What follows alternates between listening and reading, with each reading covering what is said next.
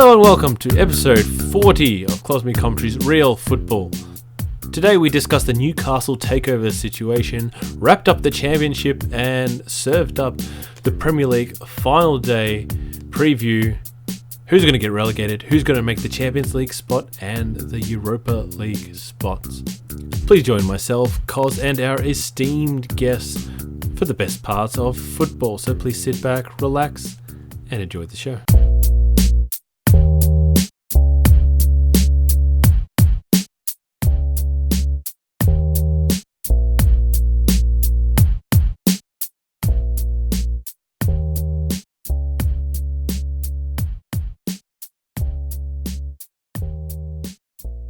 Welcoming back to the podcast, our first remote guest, Craig. Welcome back to the pod.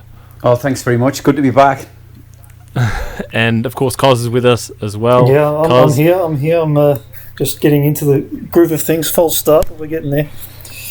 Not on loudspeaker today? Well, not on loudspeaker. I've got my earphones in, and hopefully it goes much more smoothly than last week. No, I'm sure it'll be fine. Yeah. So, before we get into what's happened, because a lot has happened, obviously today. I think it's going to be a lot about English football.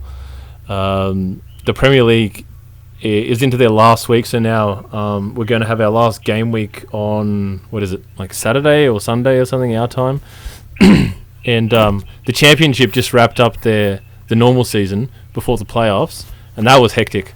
So we're going to get into that, but before we do. Just a few stories. Has anybody picked up any fun stories over the last week or two? Or Craig, you can pick something out from the last month if you want, because it's been a while. So, well, the main story that's been occupying me from a personal perspective is the takeover of Newcastle United that may or may not happen. It's been with the owners and directors fit and proper person test with the Premier League for about 3 or 4 months now. It's supposed to take 2 weeks, apparently, in average. Oh yeah, you got to do your due diligence, you know.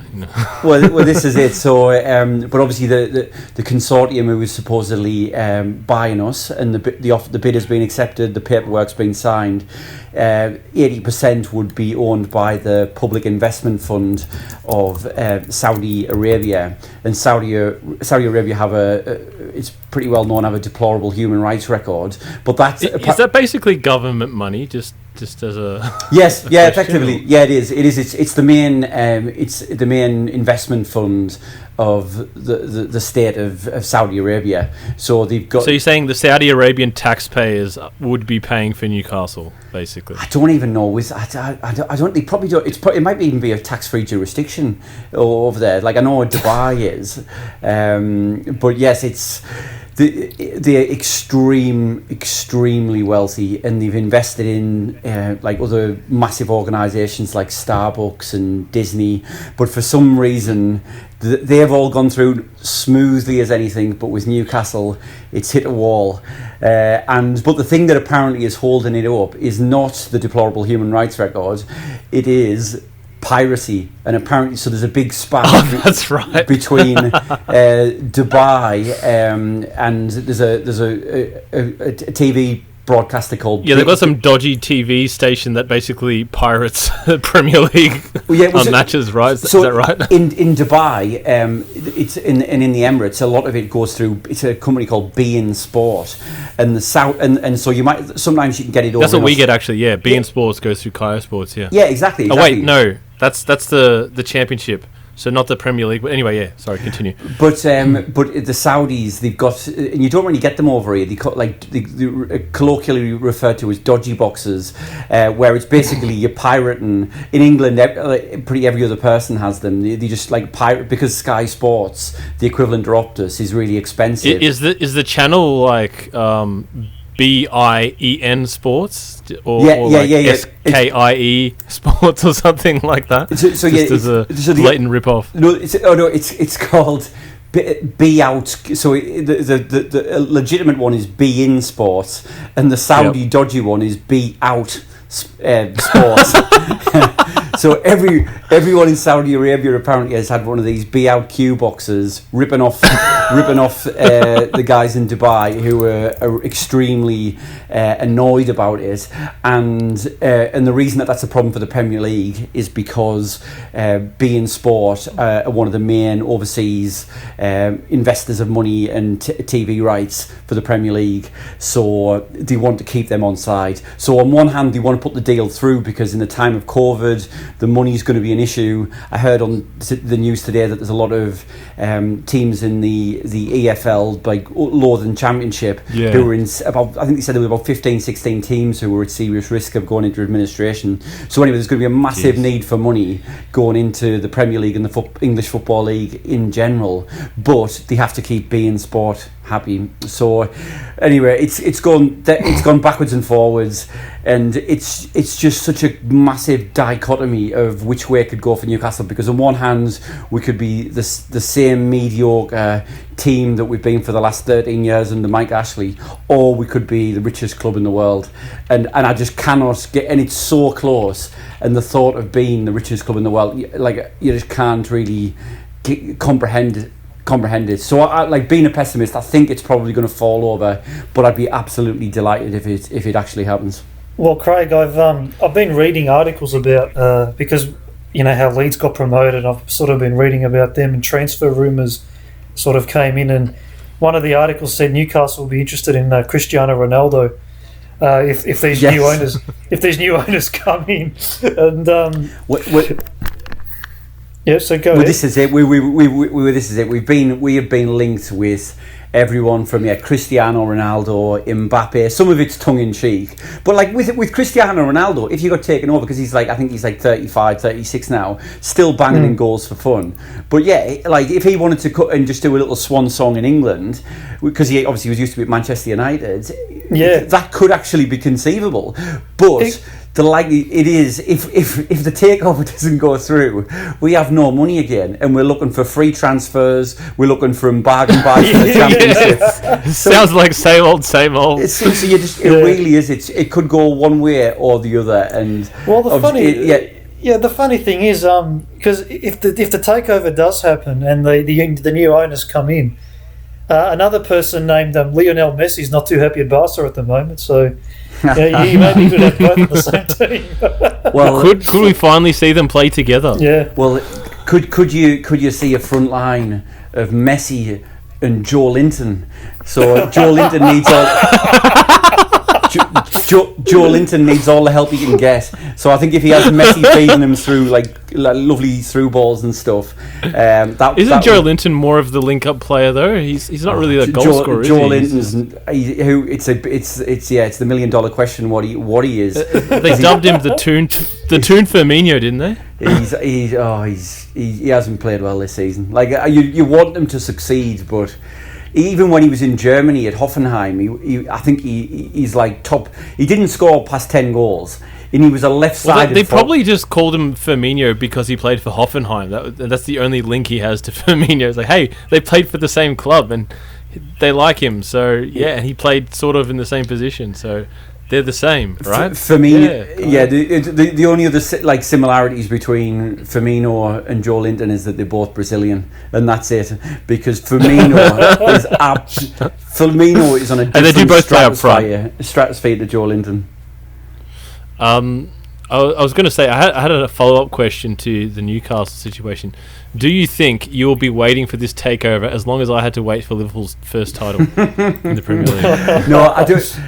No, apparently Richard Masters, who is I think the chief executive of the Premier League, he was asked, because he keeps every time any kind of public media thing, he's asked about the Newcastle takeover, and he used the words, a decision will be made shortly. So I think it'll be made, because the longer it goes on, it's hurting us already, because we can't your dad's favourite player, Matty Longstaff. It looks like he's going to go to Udinese. But it is. Oh well. Yeah, he's got an offer on the table from Udinese. Well, I guess if he wants game time, that's not a bad place to go. But yeah. Exactly, but I do think a decision will be made in the next couple of months. It's good they'll drag it out a bit longer, but I think it's got to be made before the start of next season, I think.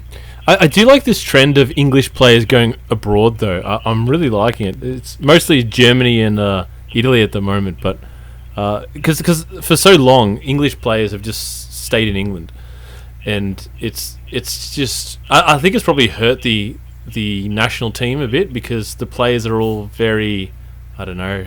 Not only are they sort of one directional, that they all sort of play in the same league, but also it builds up this sort of how would you say it, changing room rivalry. I think it's sort of gone away a bit now from the days of Ferguson and Mourinho, but I remember Gerrard and Ferdinand playing together. They'd be like, oh yeah, when we're playing for England, we're teammates, but we still hate each other, basically. They're just it's right, because it's sort of in the 90s. There was a space when the Italian league was good. I think they had like David Platt used to be at Sampdoria. There was Paul Gascoigne used to play for Lazio.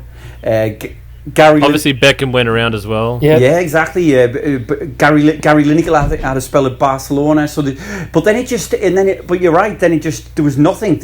All English players, like the vast majority, they just stayed in England, and that's it. It's almost like when the Premier League started. I think maybe because the higher wages, perhaps, might have had something to do with it. But it just shows, because it becomes. I think, having people like Jadon Sancho at Dortmund, etc., it can only make the English national team good, because it always happens that every major tournament there's a lot of like hoo-ha and optimism, and then we get to it and we just cannot. We'll usually, actually I was going to say, we'll breeze through the groups, the qualifying rounds, then we labour through games that we should win, and then as soon as we get put against anyone half decent, we get beat.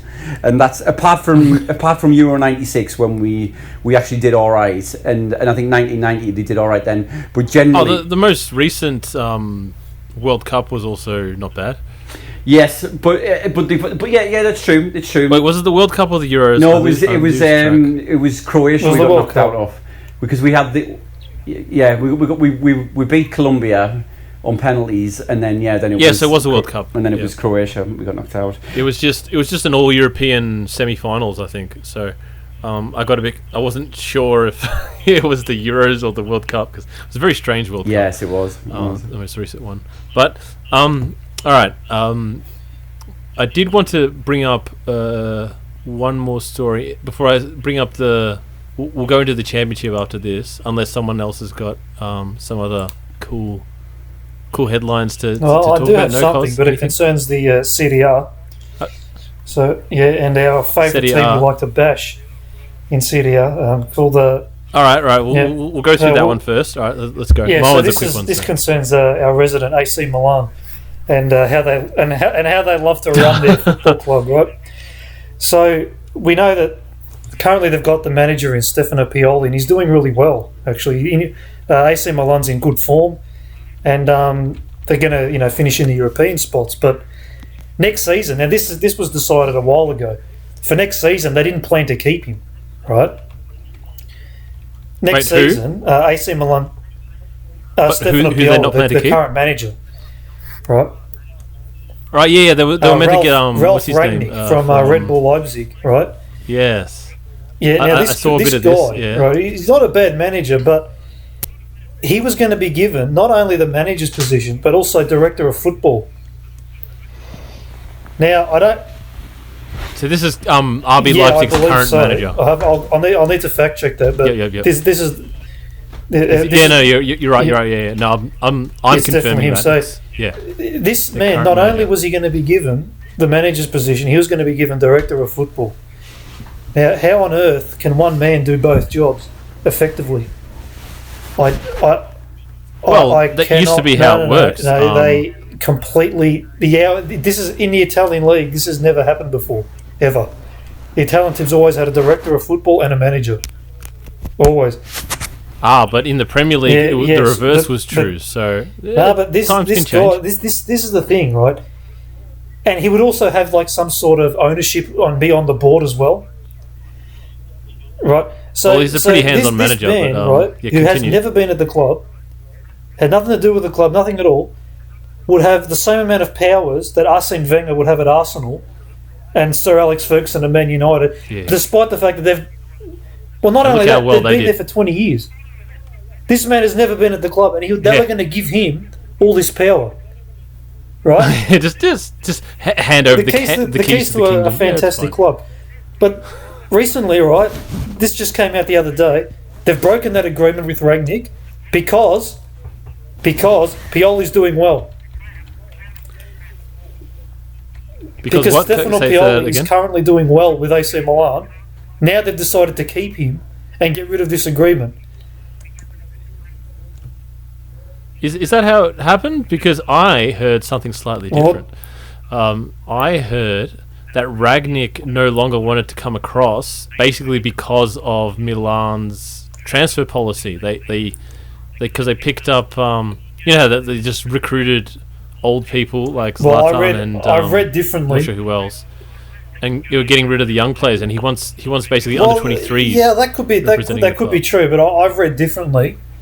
But I'm sensing some dodgy work in the media. People just throwing some lies into their local presses to make it look like they're the good guys, and the other guys are this is our plan. Yeah, this is what we wanted. I believe it because AC Milan don't run the club based on logic. They tend to run on feelings, and this seems like a Newcastle need a bit of that. Some good press. So look. Get all the good press you want on Be Out Sports. Absolutely. Yeah, sorry, Cos. Yeah, thanks for interrupting me. So basically, I was going to say, sometimes, when you run a club on feelings, you can make the right decisions, but generally, you're going to make mostly the wrong decisions. So, this could turn out to be the right decision for Milan, but they just do my head in sometimes. This team. All right, I have a running theory with Milan, right? When did Milan really start to fall away? There was one. Well, it's probably. I think there'd be a few factors that determine their falling away, but I think the last straw was when Andrea Pirlo got sold to Juventus, and then Massimiliano Allegri, they sacked him, and then Juventus took him. Those two things together, that Milan haven't been the same since. Well, let's see. They were third in 2012-13. They won the last Scudetto before Juventus won everything, which was 2010-11. So I'm just doing a bit of fact checking here, and tell me if this has some merit, okay? There was a small club that Craig is not quite so fond of, that has similar colours. Oh no, I know where. Off in, I think they're in the north. Are they in the north of England, Craig? I believe they are in the north of England. And they started coming up round about the time that Milan started to fall.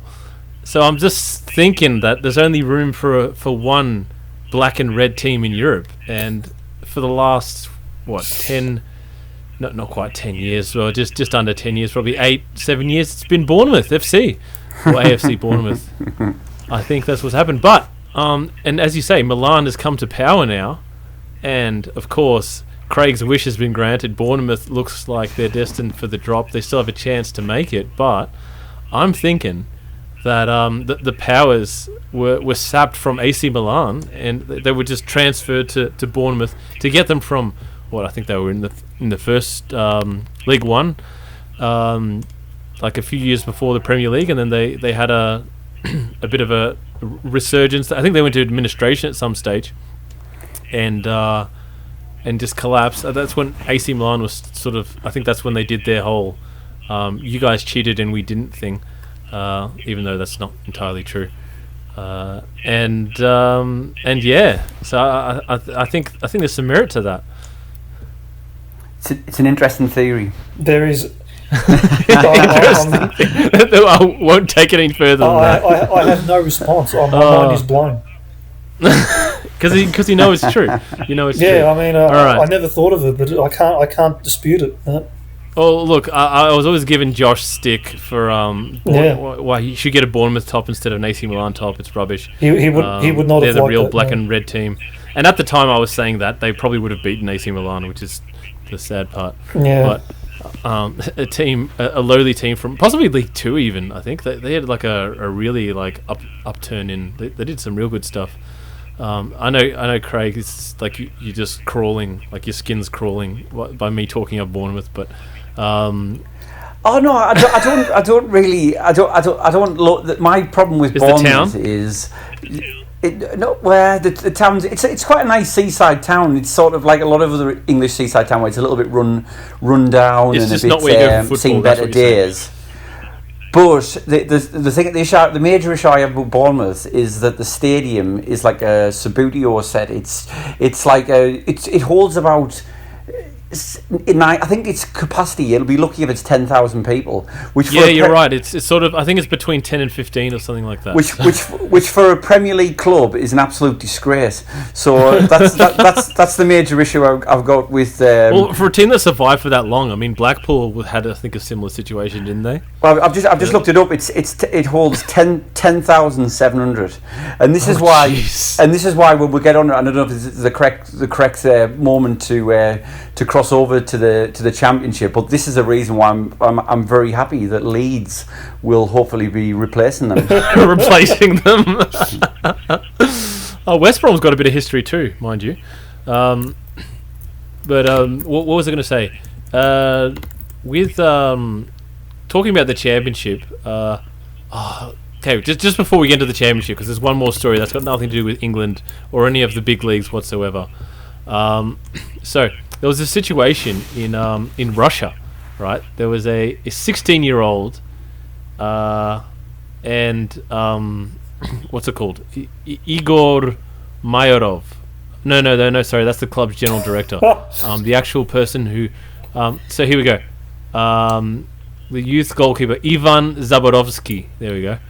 From FC Znamya Truda in Russia. I don't know what division that is in.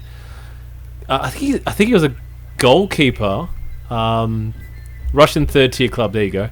He got hit by lightning while I think it was training. Right? Yes. And there's an actual video of it. And you see the video, and he was in a coma and on life support, but he got out of it okay with just basically a scratch. So he was fine afterwards. But you see the video, and you don't even see the lightning. You just see like he's about to kick a ball, and then like it looks like, you know, in Hollywood movies when they do like explosions, it looks like there's like a device on the ground and just like, you know. And this dust cloud just comes up, and then he just like falls to the ground. It's crazy, but he was fine afterwards. Yeah, no, it was just that's the most important thing, that he was okay. I mean, that's yeah. He had like a scratch on his arm. I think maybe he might have been wearing like a necklace or something, and it might have just because the lightning bolts don't scratch you; they tend to shock you. But yeah. But I think it would have helped him that he was about to take a shot at the time, because from my understanding, and I don't want to be quoted on this, but may or may not be true. In fact, this is based on actual science. When lightning strikes, obviously not so obviously, the voltage from where the actual lightning hits decreases as you get further away from where the lightning hits. So if your feet are both planted wide apart, and they're sort of, let's just say, in line with where the lightning struck, then the difference between one leg and the other leg is going to be quite substantial. Whereas if you're standing on one foot, for example, then the difference between, you know, the 2 points of your foot which are on the ground is going to be much smaller. So, in fact, there was a team in Africa, I think it was, where basically, I can't verify the thing of the article, but basically one whole team died and the other whole team was fine. It was just like it just worked out that way, because I assume it's because they all just happen to be, you know, legs planted wide apart or something like that, and even though they're all on the same pitch.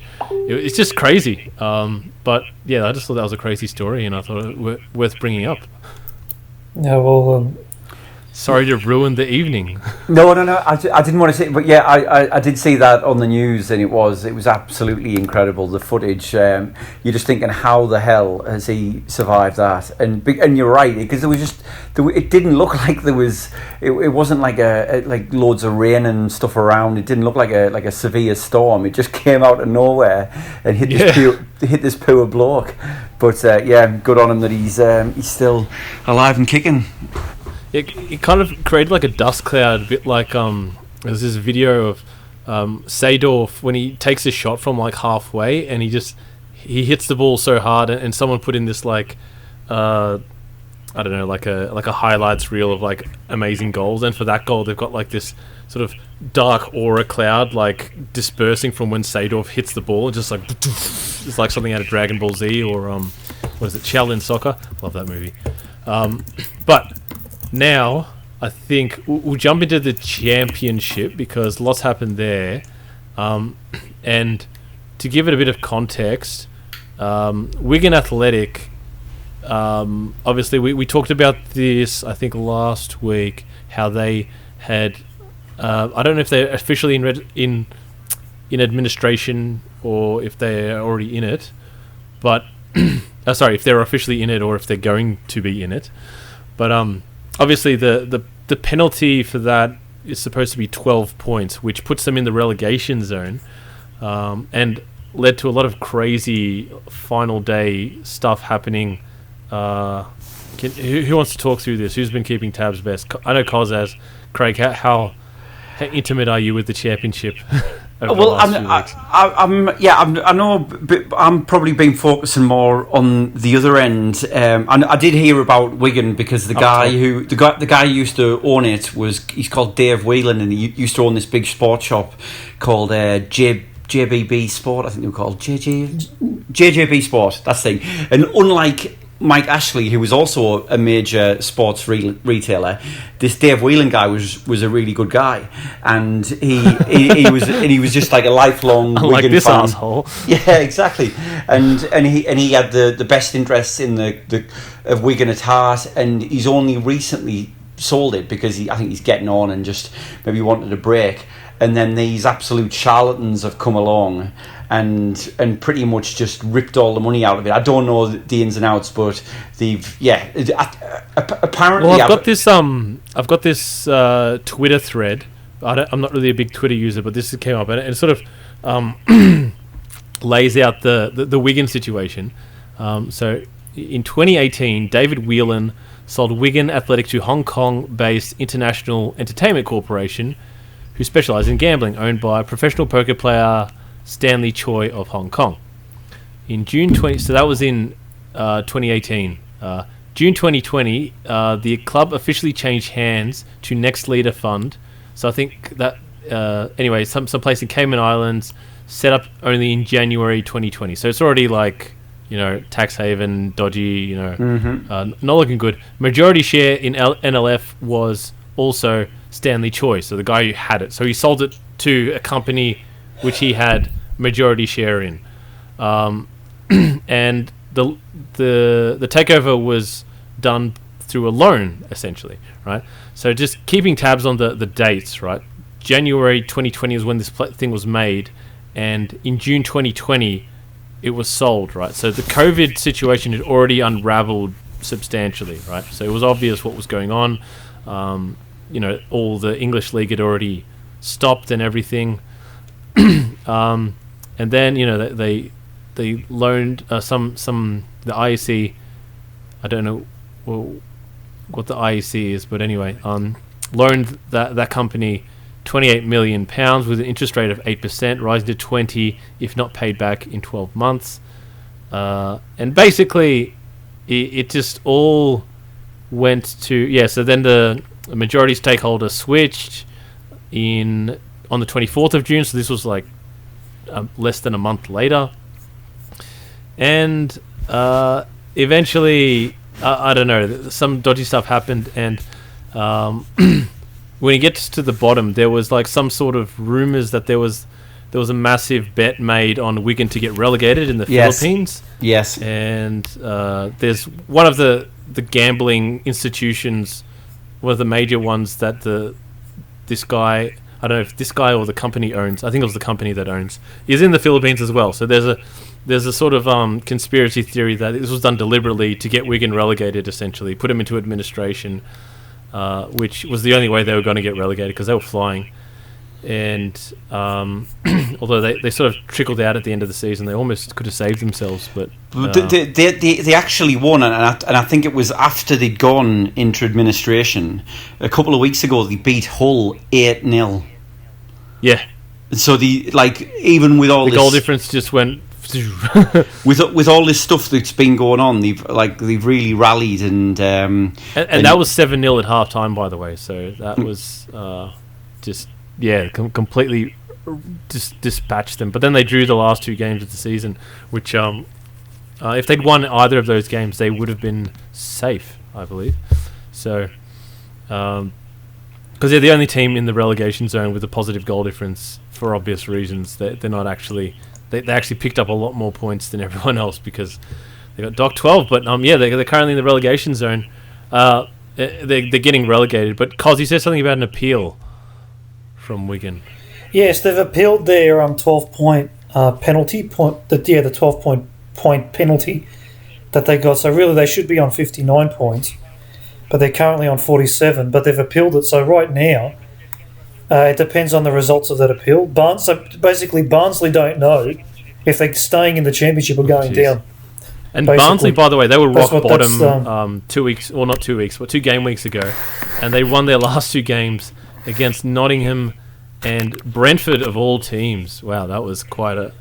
Yeah, Brentford. And that's what I was saying a couple of episodes ago, before Barnsley played Leeds, that it looked like a formality, but it really wasn't, because Barnsley were going to be fighting to stay alive. And as it turned out, I was right. But Leeds got the win. They got the win. Leeds got the win, but they really challenged Leeds. They really challenged Leeds. It wasn't easy. And they've gone on... No, it wasn't easy, and they've gone on to beat, as you said, Nottingham and Brentford. They got an early own goal and then they just held on to it for the win. Yeah, that was basically the game. Otherwise, Barnsley had a better game. Had more attempts, not as much possession, but usually Leeds have heaps more possession. So that was actually had a decent chunk of the possession. So Barnsley were all over them. But we've got the teams that end up getting relegated were Hull, Wigan with the 12-point deduction, and Charlton, Barnsley salvaging safety on the last day of the season, and then sorry, Andrew. We both waited for each other. How lovely. But also Luton Town were also pretty much in the relegation zone for most of the season. And they found a way to get out of it as well. Yeah, that's quite a success. In their last 5 games, they didn't lose any of them. They drew 2 games. Yeah, they drew with Leeds. And one of them was Leeds. Actually, no, they drew with Leeds even before that. So I think their last 6 games they didn't lose a game. So a couple of draws in their last 5 and 3 wins. So one of them was against Hull City and against Blackburn to get out of the relegation zone on the final day. So congratulations to Luton. Unfortunately, Birmingham didn't go down. Yeah. But another day. But that's a story for another time. I was going to ask you, Craig, about Charlton, because they used to be in the Premier League. Are they like a big club that should be in the Premier League, or are they too big for League One? So Charlton, if I'm not mistaken, they came up from League One last year in the playoffs, beating my old nemesis, or Newcastle's nemesis, Sunderland. No, that's absolutely correct. Yeah. So yeah, and it's like the same with any promoted team. It's just trying to sort of take stock and stay in the league in that first season back, and they've just missed out, absolutely. Unfortunately. But I've got a friend I've got a couple of mates who are Charlton fans, and yeah, you're right. It's wasn't been. They haven't been in the Premier League. Must have been for over 10 years now. But when you say they were Charlton fans, have they just jumped ship? Or oh, sorry, no, I didn't mean the past tense. No. They'll remain Charlton fans. But they won't be able to watch them because there's nowhere to watch League One, basically. But yeah, it's a Charlton. I think they'll feel slightly aggrieved that they haven't been able to maintain their place in the Championship. But there was also out of personal interest, like Middlesbrough were looking like that they were heading into the mire a few weeks ago. They sacked Jonathan Woodgate, got in what's his name, Warnock, and they turned it around. Yes, and they've stayed up quite comfortably. Yeah, they sort of they end up on 53 points. Good on them. But up the top though, it was hectic because West Brom they did their best to cough up second spot because they picked up they didn't win any of their last 4 games. So that's and then of course Brentford just did the ultimate choke and lost their last 2 games, which were a win for either of those games would have been enough to get them through, and they were against Stoke Burnt Barnsley. How crazy do you have to be Brentford? I mean, you win 8 you win 8 in a row, you get so close to automatic promotion, then all of a sudden it's like, oh well, we can't overtake West Brom. Let's just I can relate to that. I can definitely relate to that. Coughing it up in the last 2 games of the season, or last 3 games. What are they doing? Look, they're still after those 2 losses. I mean, that's going to be. Because it's this one-legged affairs, is that right, Craig? Now they play against Swansea. So it's two legs in the semis, and Swansea are absolutely flying. Who they playing against? So it's good. It's good. they got in by the skin of their teeth as well. And that's the thing with the playoffs. It's not the team that finishes third doesn't necessarily always go up, and that's the thing. Brentford now. Let's be honest, Craig. The team that finishes third is almost always the first one to go. Yes, that's true. Yeah, Leeds is an awful playoff team. Awful playoff team. Some of them are good actually. But some of the third place teams are good. I think West Ham came through after coming third. They won the playoffs, I think, but it doesn't happen very often. You have to say it's a bit like AFL. The minor premiers. I don't think the minor premiers have won for like over 10 seasons. Something ridiculous. Anyway, I was going to say one other thing about Nottingham Forest. This team has been in the playoff positions pretty much all season, and on the last day they lost 4-1, and Swansea won 4-1, and now Swansea have taken 6th spot. And that's not even the worst of it. They needed a goal turnaround. So the goal turnaround was 6 goals. They needed 5. Yeah. So, but they didn't concede the 4th goal until Swansea didn't score their 4th goal until the 91st minute, and at that stage that was enough to get them through.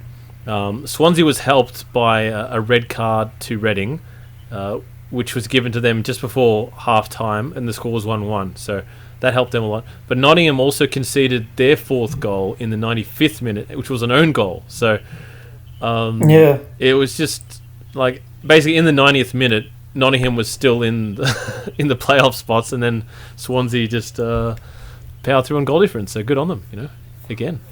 Yeah, a crazy finish to the season. And it's not even done yet because there's still it's not even over yet, but the regular season. And the other thing, we could have a double Welsh playoff final if Cardiff and Swansea can get past Fulham and Brentford, which are the underdogs for those games. But Cardiff and Swansea have won their last few games. Cardiff won their last 3, Swansea their last 2. Not against the most inspiring opposition, but still, like Craig was saying, the team that finishes third isn't necessarily. Well, Brentford's lost 2 on the trot, so that's going to hurt. Yeah, it's unpredictable. It's just so unpredictable right now. So they're two-legged, Craig. Is that what you say? Yeah. So the semis are. The semi-final is. Will it still be two-legged in the new adjusted COVID circumstances, or?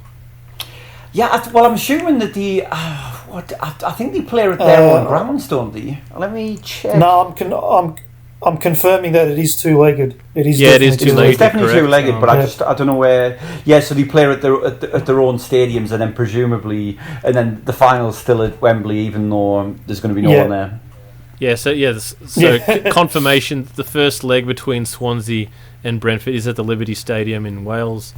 So I take it Cardiff Stadium will host. Cardiff as well. That's correct. And then the reverse obviously for the other leg. So they're not doing the Champions League one-legged knockout affairs, which is just typical English tradition. Just stuff you, COVID. We're going to do it our way. Got to have all the games. Got to have everything. Can't miss out on anything, especially Christmas. But can we talk? Can we talk about Leeds now? all right, let's go. I think we've held it off long enough. Leeds is in the Premier League. Last time we spoke, Leeds was still on the cusp of.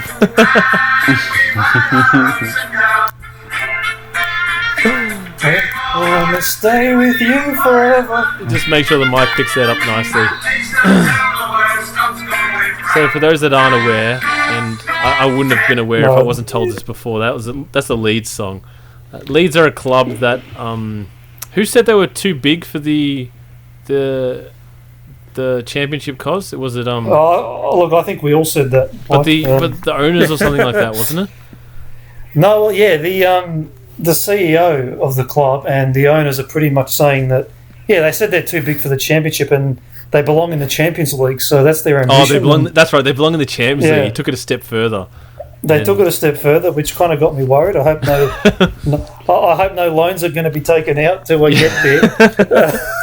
And I've already seen things. Yeah. I think that Jimmy Floyd Hasselbank, a famous Leeds striker from the 90s, has said that Leeds are a bigger club than Man City. So the trash talk. No, well, they've made more Champions League finals, or more European Cup finals. Sorry. So. Well, that is true in terms of support, because I read today, Craig, and you can confirm if I'm wrong, that Leeds have the biggest population, like in terms of a city, outside of London.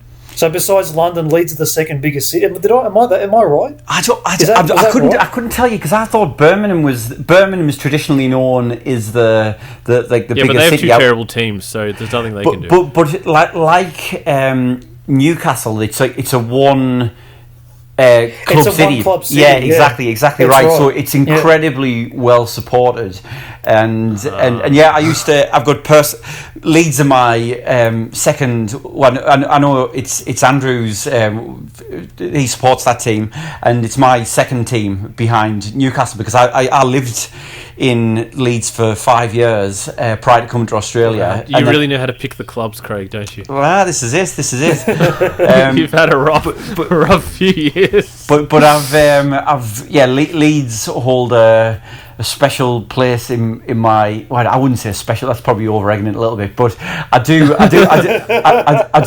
look out for the results. And I've been to Ellen Road. I went to a game. I got a ticket of a friend, so I went into the Leeds end when Newcastle were playing them, and it might have been it was around 2003. Might have been the season when they got relegated. I can't remember. It was 2003, 2004 when they got relegated. Well, the Leeds were terrible that year. Yeah. And they've been out, and this is it. They've been out of the Premier League for 16. I think it's 16 years, and now they're back. So it's great to have them. Confirmed that 16 years.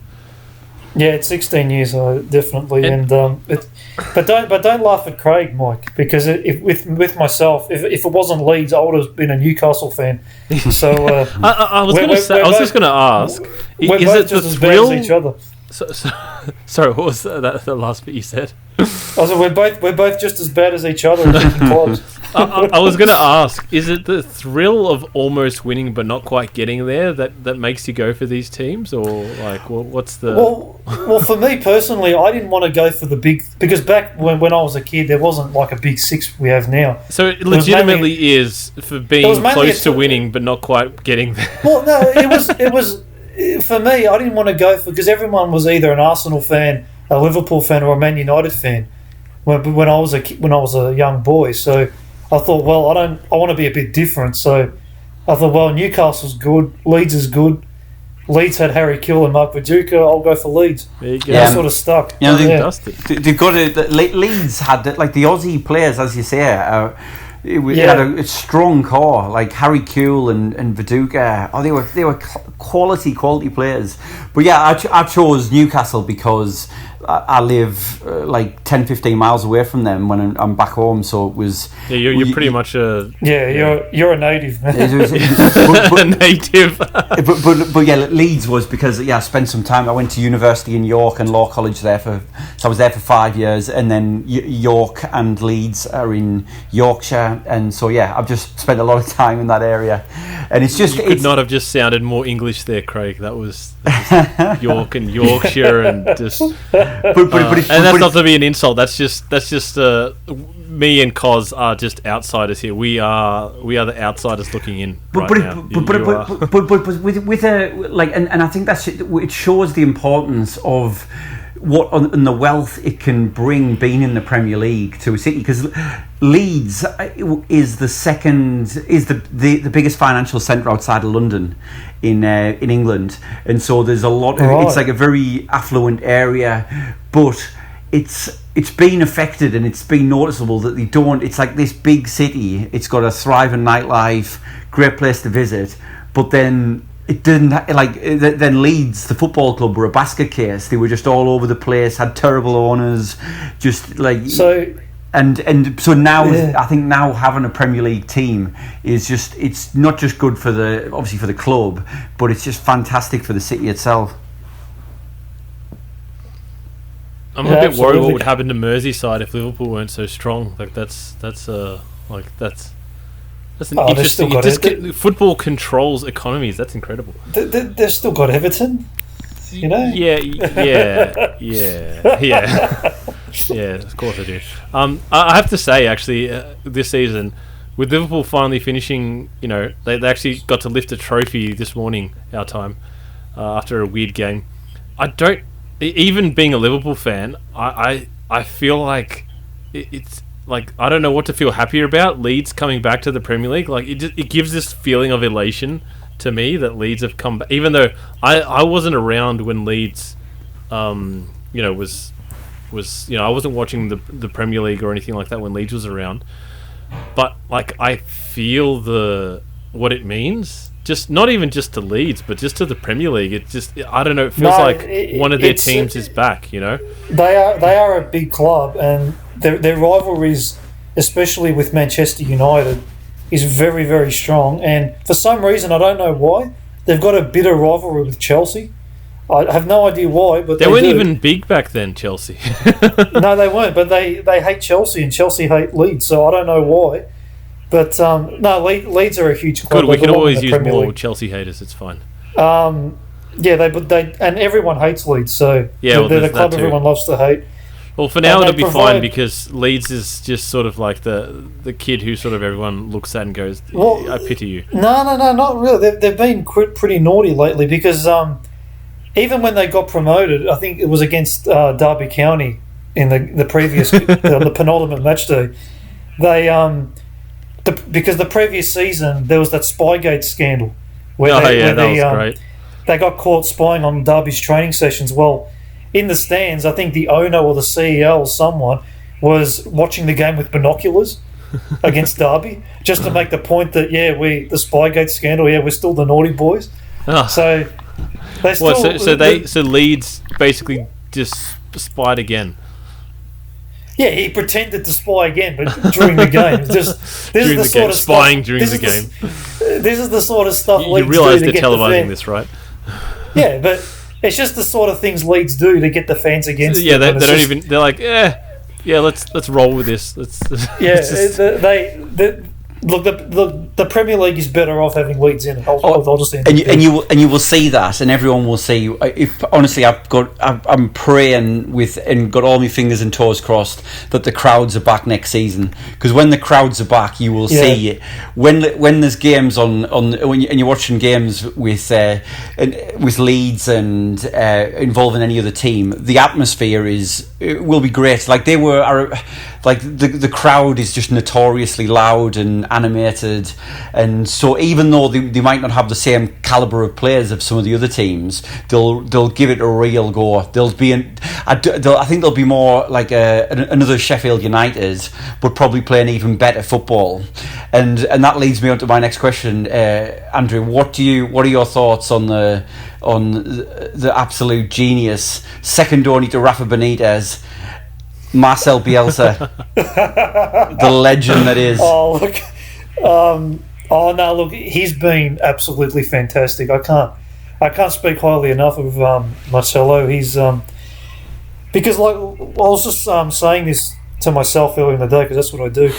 Before he came in to the club 3 seasons ago, or no, 2 seasons ago actually, Leeds were a club not really going anywhere, just mid-table championship, sometimes finishing 7th, sometimes finishing 15th, but generally a championship club not going anywhere. The first season Marcelo comes in, we finish 3rd. The second season we win the championship and get promoted. So this guy has been absolutely sensational. He's improved every player on the squad. Every individual player's gotten better. And I can't speak highly enough of him, and He's back in the Premier League, and that's where he belongs. He's too good of a manager to be in the Championship, and he's proven that by getting the results. What was that game when they played? Was it in the FA Cup when they played Arsenal? And for the first half, they just absolutely ran riot and were playing phenomenal football. I mean that was the other thing. Leeds ended up losing the game, but 1-0. Yeah, you're 1-0, but you're absolutely in right. Typical Leeds fashion this season. Yeah, thank you, Mike. But in that first half, Leeds showed that they belong in the Premier League, and they just ran right over Arsenal. They just couldn't find a goal, and I think at half time, Mikel Arteta gave Arsenal a massive spray, like just get your heads in the game because as they say in England, a huge bollocking. Because these guys are pretty good.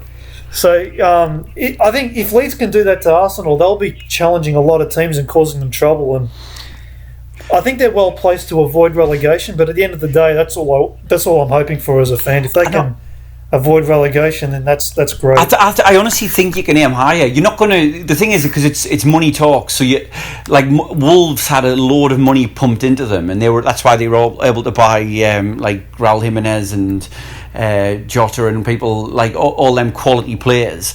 But Leeds, I think, could. I think they should be going for top half. I really do. Like if you can supplement the squad, and the problem will be, it's just I think you need to spend money on because I think Bamford's done a good job, but I think you need someone else. And I think because I don't think Bielsa's squad is notoriously quite thin. So obviously in the Premier League you just need to have some options for when people get injured and whatnot. So I think we definitely need another striker, but my major concern is at centre back because Ben White has been absolutely sensational this season, but he's on loan at Brighton and Brighton want him back, so it's going to be tough to keep him, and he's been a key player for us, so we'll see what they can do there. But you're absolutely right. If they get the right players in and spend the money required to sort of stay up in the league and hopefully finish in the top half, well, yeah, no, you're absolutely right. Do you think they'll keep Kiko Casillas after his racist comments? Yeah, well, that's a good question. I'm not sure what their plans are with him. I haven't read anything, but his replacement, Meslier, the young French keeper's done a pretty good job in his absence. So I don't know if they need a second keeper, but I don't know if keeping him is actually where their priority should be at the moment. Because Meslier has shown that he's pretty good. So it's not just the name Casilla. that it's similar to Casillas. He's actually a decent keeper. No, it's a different goalkeeper. Yeah, I know it's a different like goalkeeper. I just the names. All Casillas are the same, right? It's not a common name in Spain or anything like that. No, sorry. No. I was just gonna say. I think I was actually going to transition into the Premier League. Well, actually, with Wolves, cause don't forget that they got the Europa spots straight after promotion. So what Craig's saying is pretty spot on, that they're not. I don't think they're going to go into the Premier League as a team battling sort of with the likes of Brighton and Crystal Palace and that. Just depending on how all the teams go, of course, because. But I think they genuinely have the quality to really push for the top half at least. Well, they've certainly got the manager to do so. Like Bielsa's incredible. Like his tactical knowledge is, I'd arguably say second to none, because guys like Pep Guardiola and Mauricio Pochettino say that he was their influence to go into management and sort of become the managers that they are today. So. Basically. So I was listening to it was just because they were talking about like Leeds getting promoted, etc. And they were talking about when Bielsa turned up for his job interview, and I think they interviewed him in the Leeds chairman and someone else from Leeds. They interviewed him in Buenos Aires, and the amount, they just could not believe the amount of work that he'd done. Him and his team had watched every single game in the Championship for that season, and they were talking in detail about, I think there was the first game was, or the last game had been against Bolton Wanderers, and they were talking in detail about, and he said he didn't know the players' names, but he knew them by number, so like by the number on the shirt, and he knew exactly, and so he's sitting in Argentina and he knows tactically what he's got to do to break down Bolton Wanderers without having even seen them before. Who are now, I think. What I've read is that he knew the tactical game plans of every single team in the Championship, and he was telling them, no, against this team we've got to play like this. This team's going to attack this way. He just knew everything, and they were absolutely gobsmacked how much he knew. Yeah, and that's and that's what he said about the Spygate incident. He says that he only did it. He knew everything already, but it was just because he was so compulsive in trying to just like know absolutely everything that he didn't gain anything from it because he knew it already. And the thing is, when the media asked him about it, he said, I did it, and he owned up to it. He apologised and owned up to it and whatnot, but like. And that endeared him to the Leeds fans, because it's like, this guy's one of us. Yeah. It's just, he doesn't care nothing. Yeah. Bolton, by the way, bottom of League One, so they're going to League Two. Also went into administration, as we all, I think, know from beforehand. So they're not going to be playing Leeds for a while, but unless they see him in the cup somewhere. But. I think that's enough though on Leeds. I think we can move on to the Premier League and just do a quick roundup of, well, as quick as we can, because there's plenty to get through here still. The final day has been set up. So obviously in England, I think in most leagues they do this. For the final day, every team plays at the same time. In Germany, actually, the final 2 game weeks were played at the same day, same time. So just to not allow, it gives a bit more tension, doesn't allow teams to do some dodgy, I'll win this game and I don't have to win that game because the other game's already had a positive result for us. I think in Spain they still do it like on separate times, but just another reason to dislike the Spanish league. But what was I going to say?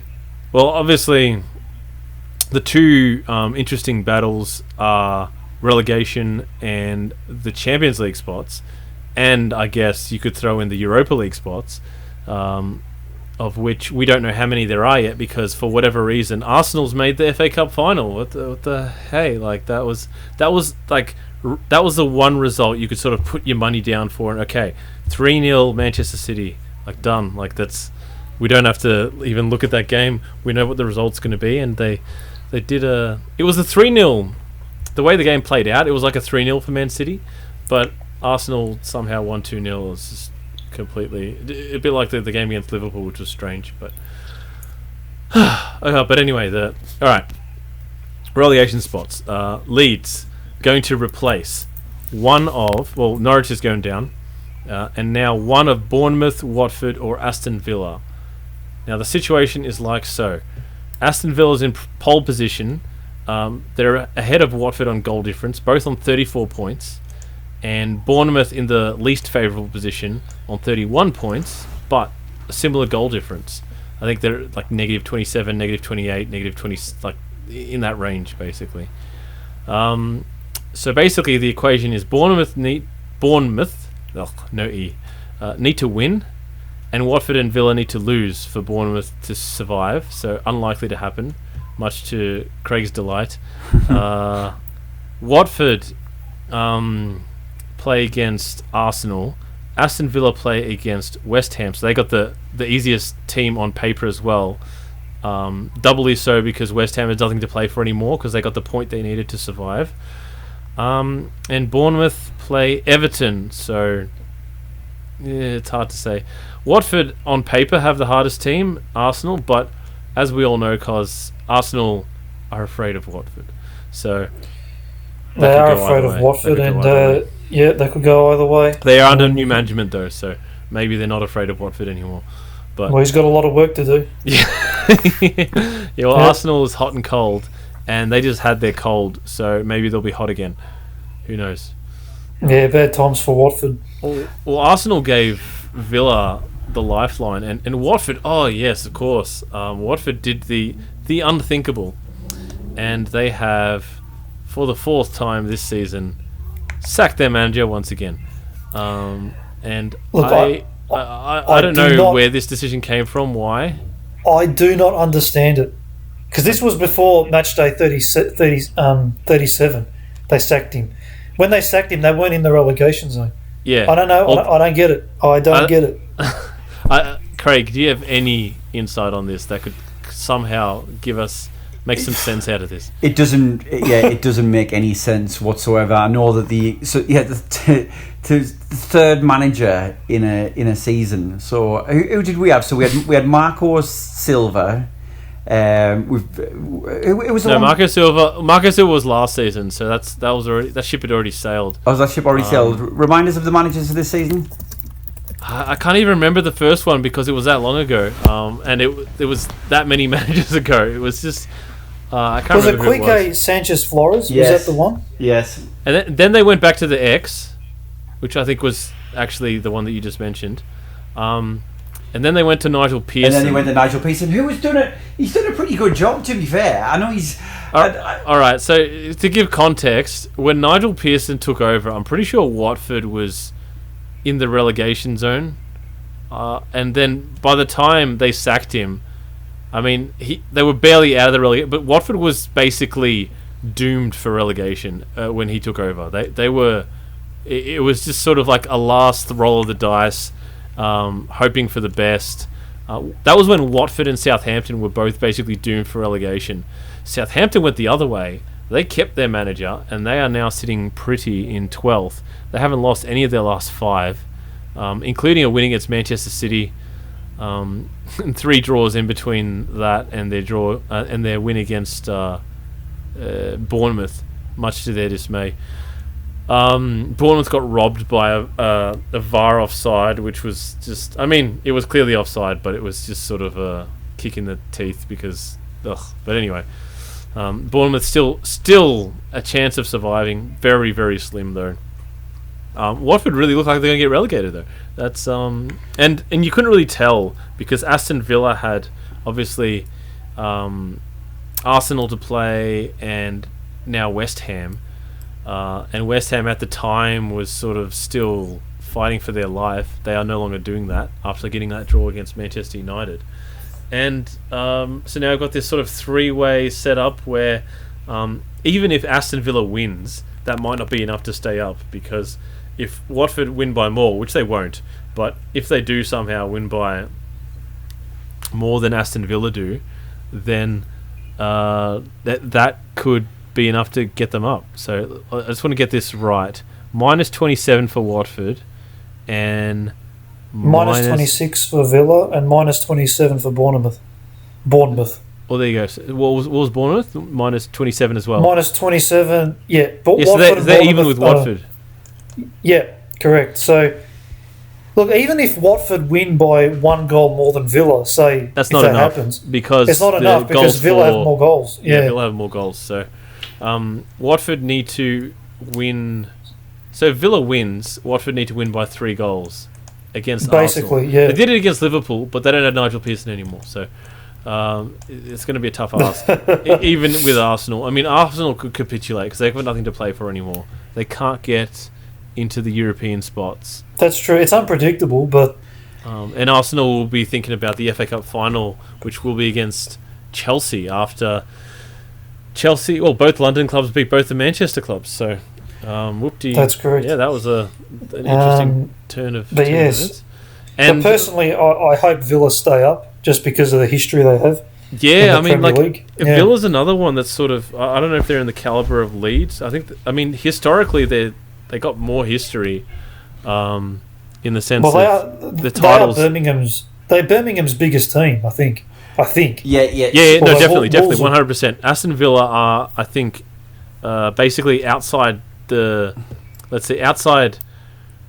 They're more successful than Manchester City, I'm pretty sure. So yeah, in the Midlands, it's Aston Villa, obviously Birmingham City. I think they're the two big. That derby's the biggest, and that's a bigger derby than the West Brom, and then Wolves are already. They're in that same area as well. But from a personal, in terms of who I would prefer to get relegated, I would look, and this goes against everything. I'm contradicting my earlier arguments about grounds and things like that, because Aston Villa have a good traditional old ground. You want Aston Villa to go down? I want Aston Villa to go down with Bournemouth and Norwich. and the reason is because the last 2 times we've been relegated, in 2009 and when was it, 2015? Aston Villa. You wanted West Ham to go down too, didn't you? That would have just been funny, just because they really badly run. I don't like the owners, but no, I'm quite like West Ham. Yeah, I would prefer like Villa to go down out of all of them, because the 2 times randomly that we've got relegated, 2009 and the last time, we've played Villa last game of the season, and they've sent us down both times. And even though we've had no rivalry with them, they're not close geographically, but they just took the piss basically, and they had these banners saying, there's the famous one they had that said "Sob on the Tyne," because there was a song called "Fog on the Tyne," and they had this big banner saying "Sob on the Tyne" and like "Shearer's your next Messiah," or just taking the mick. So they've not only did they send you down, they gave it to you as well. Yeah, they gave it to us for no reason. So I would be Newcastle fans. Detest is maybe a strong word, but they really, really dislike Aston Villa. Refer to them as Aston Vile.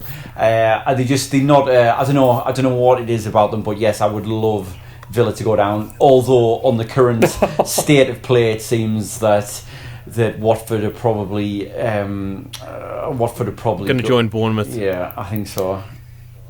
Yeah, I mean that's like, obviously the easy choice is to say Villa's going to stay up, Watford and Bournemouth's going to go down. But who knows? West Ham might just be, they might like the blue and claret colours to be their own. But it goes back. It goes. That's true. And it goes back to your previous question. Why the hell did Watford sack Nigel Pearson? Because any chance that he had of escaping, I'll try and shed some light.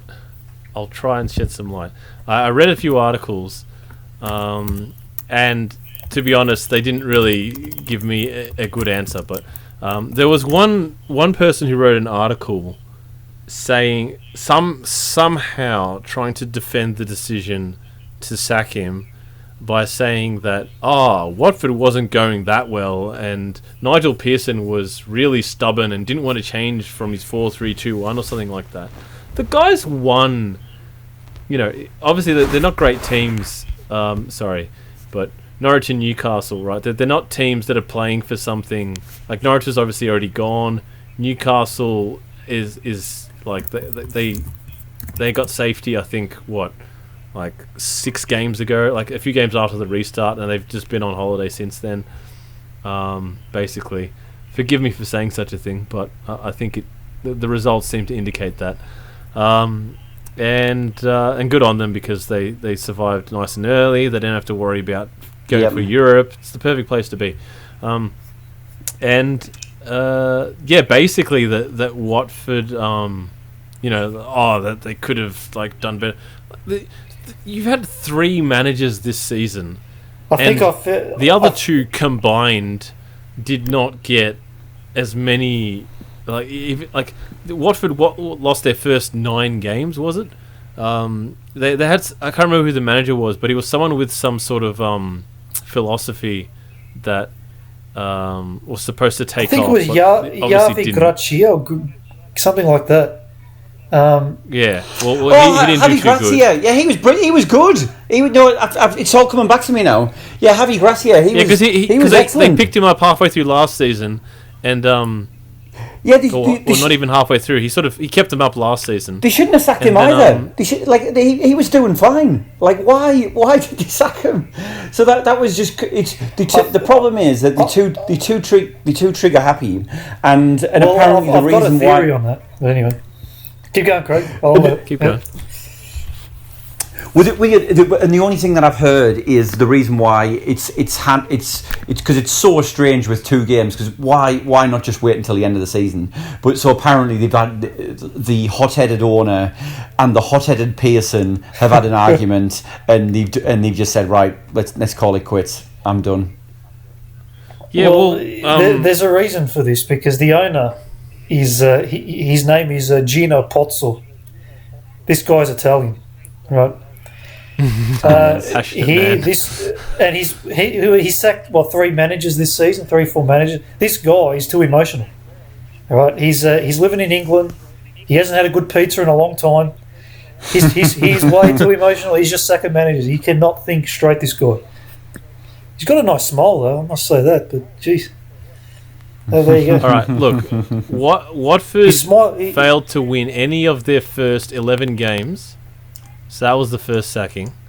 The next sacking happened, I think, somewhere around. I think they gave the ex 5-6 games, something like that. I think he won the first game that he came back. I think he was in for a while, the ex, actually, but ultimately he didn't. I don't think that's the thing. I don't think the ex was in for very long. It's so hard to just keep track of all these cuts and pastes, but. You look up. So he was in. He was in for 2 months. Javi Gracia until the 7th of September. Here we go. I've got the dates 10 here. games. All right. Javi Gracia was until the 7th of September. I'll work out, and then from the 8th. So for 2 months, or 3 months, was Chique Sanchez Flores, and then Nigel Pearson up until a few days ago, and. I guess the rest is history, isn't it? Yeah, that's it. So okay, first, here we go. This is what I was thinking. So I think the first 4 games was Javi Gracia. He lost his first 3 games, drew the next one, got sacked. Then Chique Flores came in, played 1, 2, 3. That included the 8-0 whooping against Manchester City. 1, 2, 3, 4, 5, 6, 7, 8th game he got his first win. 9, 10 games, and then he got kicked out. Pearson takes over, takes 4 games to get a victory, then has a draw and has 3 wins in a row. So they were flying at that point. Then they got another draw against Tottenham. They play some tough teams, including they won against Manchester United. They won against Tottenham. Had a bit of a barren patch, beat Liverpool, and then it was sort of barren, but they still got a few wins. He was the only team that could get them any consistency in wins throughout the whole season, and obviously he inherited the team halfway through, and then had to go through the COVID situation, and just they got rid of him, and I don't know. I heard he can be a difficult personality to be around, but so can the owner apparently. Yeah, so two difficult personalities you don't really want to be. But they were at the foot of the table when he took over, so he got them into as high as 16th at their best. Well, that's the other thing that's puzzling, because this team wasn't doing anything, and then under Pearson they were getting wins and progressing, and then they get sacked. Oh, I don't know. Maybe the idea was, all right, let's keep Pearson up until Manchester City because the last two games are a write-off, and let's look to the I don't know what the rush was. You know what I mean? Yeah. They they obviously didn't have anyone to take over, so why would you get rid of him now? They got into an argument, and that's it. You're gone. Very emotional people. You're telling. It's been a good run, Watford. You've entertained us with your constantly flipping of teams and managers, and just it is the ultimate just scramble. The only consistency for the whole thing was Troy Deeney, and what a consistency. The other thing is this Italian owner cannot. It's much harder to buy referees in England than it is in Italy, so he can't actually get results that way. Can't use his superpowers. No, he can't do that. How good is that last game going to be between Leicester and Man United to get the final Champions League going spot? to the top. That's the team in between them, Chelsea.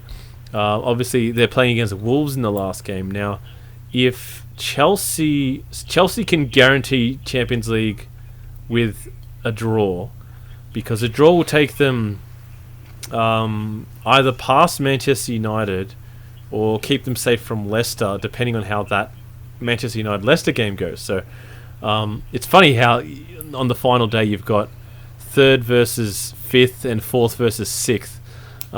So you got this sort of quadruple Champions League affecting result. Obviously, Wolves can't make the Champions League spots anymore, but they can sew up 5th spot if Leeds... So not Leeds, Leicester. No, they can't even do that because the goal difference is But they're defending their 6th spot, though, against Tottenham. Yes. That's what they're doing. They can keep Tottenham out of 6th. And I think that 6th spot will go... Yeah, because Manchester City won the League Cup, so the 6th spot will be a Europa League spot. But 7th spot is no guarantee because of Arsenal. And it would be funny if, yet again, Tottenham... make a European spot and get knocked out because their local rivals, won a competition. Well, Arsenal fans will love that. Like when Chelsea won the Champions League. That was hilarious. And I know... That was when Newcastle were flying, wasn't it? They finished 5th that season. Yeah. No, it was good times. With Demba Ba and Papis Cisse. Oh. They had Demba Ba take on the shift in the first half of the season, and then Cisse took over in the second half of the season. Oh, it was. They were entertaining. Demba Ba was an absolute... He made a bad decision going to Chelsea to be a squad player. He should have stayed at Newcastle because he had a pretty iconic moment. Didn't win him a title, but he won Manchester City a title. Go get stuck. I can't believe how I've just noticed like Arsenal in 10th position, and I know they were going like it's weird how the media portrays certain managers, and some managers get a lot of stake and some don't. But Mikel Arteta, I know transition, yeah, but 10th position for a club like Arsenal is pretty mediocre. Well, when he took over, I think they were no, they weren't even that bad. They weren't that bad. I think they were 5th or something like that. I don't know, or maybe 6th. And then the crowd turned on Arsenal, and they started really struggling, and obviously it didn't go down too well. But my Gosha, my wife made a good call on Arsenal. So obviously this was before they lost to Aston Villa, because they beat Liverpool, they beat Manchester City. It's like, wow, Arsenal playing so well. And she pointed out, well, if they're playing this well without fans, then well, maybe the fans are the reason Arsenal's doing so poorly. I don't know, just yeah, no, comparing one thing with another. Yeah, like Well, I think it could be like some players will, like the Arsenal relationship with the fans can, and we've all seen Arsenal fans TV. The fans can get a bit animated and get on people's backs. And I know there was like Granit Xhaka when there was that incident. I can't remember who they were playing against. When he had his captaincy. Yeah, and the fans were like, they were pretty much. He was screaming at the fans, telling them to F off. And, I think he threw a water ball or something. I can't remember what he did. Like he was just really. He gave him like a sort of up yours kind of symbol. I think. So yeah, it could have an effect, or like a positive effect, not playing and like be less pressure, because that's the thing. Like if you're going, I think people are more inclined. I don't know if this is a coincidence or not, but there seems to have been quite a lot of spectacular goals since like after lockdown, and it may be because that the players just don't have the pressure of the crowd. Because if you go for a long shot in a tight game and the crowd's going, and they'll like let off a collective groan, like what you doing, why didn't you pass? Whereas now with no crowds, you just think, well, why not? There's no one. If I miss, I miss. Yeah, it's a bit like five-a-side, isn't it? Like you just, there's no crowds. Like, yes, I scored, and like the only elation you get is when your own teammates are like, yeah, and like there's no big crowd going, oh, yeah, exactly. Like, yeah, well, definitely different clubs have played. But what I found strange is, I noticed in the Bundesliga that a lot of the teams seem to do better on the road than they did at home after the lockdown. Yes.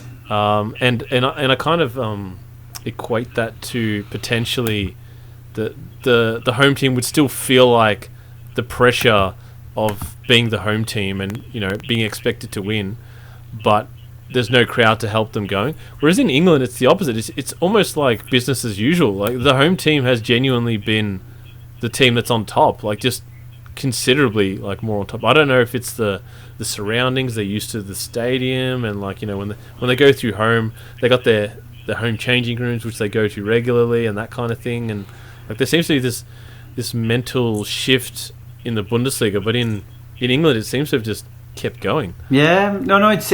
I think they were saying when the teams the after the teams come back after lockdown, the better quality teams would like prosper, because like the battling teams like Burnley and Newcastle, they don't have like the crowd to sort of be the 12th man and like really spur them over the line. So that's why you've seen Arsenal just come back.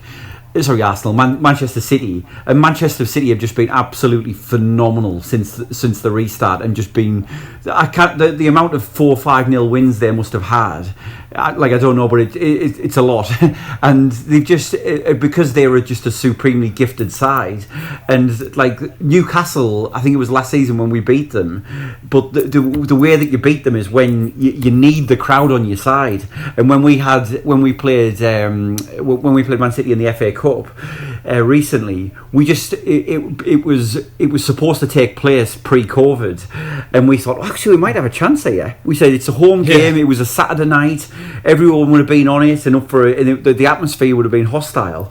And then as soon as COVID happened, we think we're playing in an empty stadium, and we just thought there's absolutely so little chance that we are going to win this game that it's not even probably worth watching. And that's how much a difference I think the crowd can make. I think the optimism could also be explained by delusional Newcastle fans, but no, you're right though.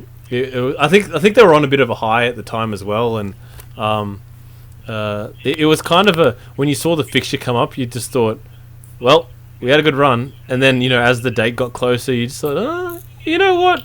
Like, I think Newcastle fans are good at getting into that. Well, maybe not Newcastle fans. I think you, Craig, are very good at getting into the. You know what? I think we're in with the shot here. This is great potential here, which is great. Which is what you need to win those games. That's the thing. Well, this is it. It's a fine line between. I'll be honest. Like you play games where a team loses 5-0. And then you see a game where a team, grinds out a 1-1 draw, or even like nicks a 1-0 victory. And most of the game goes exactly the same way. The only difference is that in that 5-0 game, there's an early goal, and that just sets the tone, basically.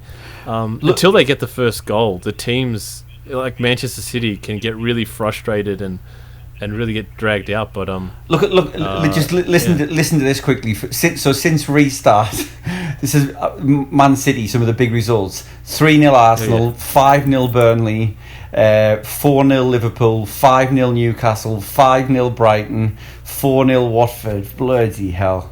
That is just they're really incredible. closing in on that 100 goals, aren't they? And they're playing Norwich in the last round, so I think they'll get there. They need 3 more. So I think they're pretty safe. They just had to beat and after that 5-3 game with Liverpool, then the defence is actually almost the same. Yeah, Liverpool's only 4 goals behind on that. So you're right. They just had to beat Liverpool at something. Yeah, that was straight after that. That was also kind of funny result, you have to say, looking back now. But they couldn't beat Southampton though. Can't beat Danny Ings. He's a great player, Danny Ings. He's in fantastic form. And who else did they lose to? Manchester City. They lost to some other no-name. They lost to Southampton, Arsenal, Chelsea. They lost to Arsenal and Chelsea, did they? Yes. There you go. 2 no-name teams. Exactly. They're just losing all these easy games. But yeah, that was yeah. So that means Arsenal's beaten them twice now since the restart. Is that right? Or was the Arsenal game before the restart? Because they lost to Chelsea obviously after. I think the Arsenal game was just before. No, I think the Arsenal game was that was FA Cup. So that was the. Oh yeah, that was just now. Like FA Cup, just so that was but it was Chelsea. There was the Chelsea result because I think it was Chelsea they lost to. They beat Liverpool. So they lost to Southampton. Yes. And then they just demolished everyone with 1 goal. Bournemouth really gave them some trouble, but I really feel for Bournemouth, the AC Milan of the Premier League. But I think that just about wraps it up. So the last game, obviously the fixtures we'll be looking at, the 3 games with the relegation teams. We've got Aston Villa taking on West Ham, Watford taking on Arsenal, and Bournemouth playing Everton. And the other 2 big fixtures will be Manchester United up against Leicester and Chelsea versus Wolves. And we'll have an eye on probably Tottenham Palace. That's almost every game. And an outside shot for Sheffield's out of the spot, so they can rest assured they don't have to deal with Europa League football next season. But the battle for 10th spot is still open. So Sheffield, Burnley, and Arsenal get into the ring. Let's go see what happens. But thanks guys for coming down for doing this remote recording. Especially Craig, because you're a guest and thanks for having me. Really good. Hopefully we can do another episode once the takeover goes through. Yeah, well, once the Premier League finishes and the final championship, the final promoted team gets sorted out, we might bring you back for another round, Craig. What do you say? Sounds good. All right, awesome. Yes, to all those listening, thank you all for listening. Don't forget to check out our YouTube channel. Eventually there'll be new videos. We'll get there. And if you're listening to this on YouTube, you can get our podcast on Podbean or Spotify. I think Craig prefers Spotify. I don't think he listened to a single episode until we got onto Spotify, so makes life easier for you. So thank you all for listening once again, and we'll speak to you next time. Talk to you then.